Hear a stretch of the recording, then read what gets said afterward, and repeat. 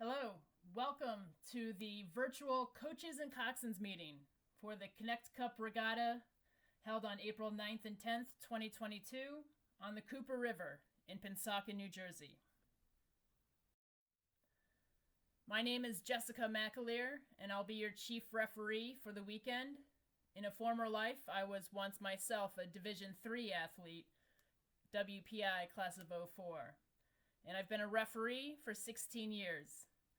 This weekend, I'm joined by 15 additional referees, as well as the local organizing committee hosted by Rutgers alumni. During this meeting, we're going to cover the control commission, warm-up, the start, racing, the finish, as well as general safety. Launching.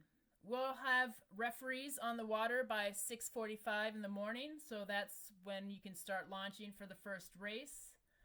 Remember, it's up to everyone to supply their own bow number. As you approach the dock, we're going to ask that either a coach or a team assistant or the coxswain tug on all the heel ties for the referee to see. And then we ask that a maximum of 10 people per team on the dock. That means if it's an 8, that's the boat plus one coach. And that's really to minimize congestion on the dock. And then when you are ready to leave the dock, we ask that you walk it down off the end rather than shoving perpendicularly. Because this dock is anchored at the short end to shore, if we have an 8 of athletes shoving, you will move the dock slightly, and it will unbalance anyone who's on the dock. For the warm-up, as you leave the launching area, stay close to shore. You're going to come across close to the finish line tower. Make sure there are no races actively finishing a race when you cross that area. Then you will continue warming up along the north shore. There is a pinch point at about 500 meters, so stay single file around that, and then as you come around the pinch point, stay close to shore, and you will then enter a natural counterclockwise rotation in that top 500-meter area. And then once the previous race is gone, you can enter your lane and finish your warm-up in your lane. So here's a map of the course. The docks are on the left side there. The launch dock is the one closest to the start line. You'll leave the dock and stay on the near side of the yellow buoys separating the launching crews from the finishing crews. You'll come in front of the finish tower there and row along the north shore. And you can see the pinch point at 500 meters, and then you'll follow the yellow arrows in that counterclockwise rotation. And please stay in that circular pattern. Do not go up beyond that area to the bridge. That's a no-go zone for the weekend.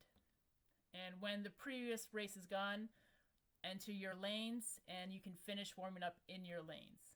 Now, if you're warming up in your lane and you row as far as 250 or 500 meters, just turn around in your lane and row back to the start. You cannot exit your lane and return to the warm-up area. Once you're in your lane, please stay there. All right, when it's getting close to start time, you should start queuing up about 10 minutes prior to your start, getting in reverse bow number order, so that when it is time to enter the start, you'll go in order of lane 6, then 5, 4, 3, 2, 1. That's the most efficient. Remember, it's your responsibility to be locked on at least 2 minutes prior to the start.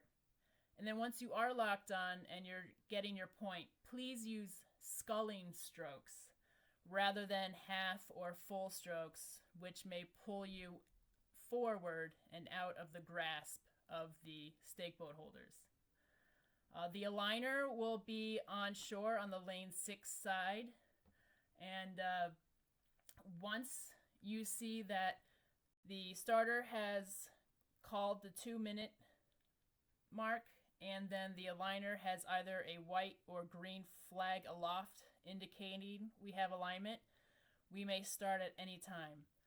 Once the starter sees that you have a safe point, meaning that you won't collide with anyone, they may begin the polling process without recognizing any hands. And it's your job as a great coxswain or bow person to continue to make micro adjustments throughout the whole polling process to maximize your point. And the start will be with a standard flag. There's some scenarios that could happen at the start. The first is a false start, and that's if a crew jumps the line before the starter says go. If that happens, we'll call you back to the stake boat, we'll issue a warning, and then we'll restart the race. The second scenario is failure to start, and this is if a crew is still on the stake boat, doesn't take a stroke after the starter says go. If we see a crew still on the stake boat, we'll stop the other crews, bring them back to the start. We'll ask you why you didn't start, and if you have a good reason, great, but if not, then a warning may be assessed, and then we will restart the race. And the third scenario is breakage, and that's if something legitimately breaks in the first 100 meters. If that happens, please stop rowing and get your hand in the air. If we see a crew in the first 100 meters stopped with a hand in the air, we'll stop the rest of the crews, and then we'll come to you to assess the breakage. If it's a quick fix, we may call everyone back to the stake boats immediately, or if it requires a little bit of a repair, we may reschedule the race. During the race itself, please keep your entire boat and oar tips within your buoy line. That is your water to which you are entitled protection. If your blades go over the buoy line, that's considered rowing outside your water, and you forfeit the protection of your water. And referees are only going to flag if you're at risk of interfering with another crew or in danger. So if you're behind and you row into someone else's lane, that's fine, we'll let you. But if you're ahead and you row into someone else's lane who's behind, now you're disturbing their water to which they are entitled protection, and that is interference. As far as the buoys go, the first 100 meters are red, and the last 500 meters are red. And you'll see a large orange buoy every 500 meters on the outside of the course. The rest of the buoys are yellow. At the finish line, please keep your rowers sitting upright. If we see any slouched over or laid back, we'll assume they're in medical distress, and the finish marshal will rush over to extract them and bring them to EMS. So if they're okay, please have them sit upright. If you have an objection, please get your hand up immediately to get the attention of the following referee. They will come over to you to listen to you explain what happened and what remedy you're seeking. Then the referee will make a judgment. If you disagree with the referee's solution, you can elevate your objection to a formal written protest and get that either to myself or to the chief judge at the finish line. And we ask that as you finish your race, all crews stay in the finish line area until all crews have finished and the referee has shown the official flag. In terms of general safety, EMS will be on site during racing both days. If any of your athletes have an inhaler, please make sure they have it with them at their seat, not with the coxswain, and definitely not on land. If they need their inhaler, they'll need it immediately. Please notify me if there are any other health concerns you think we should be on the lookout for any of your athletes. And please, dress appropriately for the cold weather. It's going to be in the 40s and 50s with wind. All right, good luck. Have fun. It's going to be a great weekend.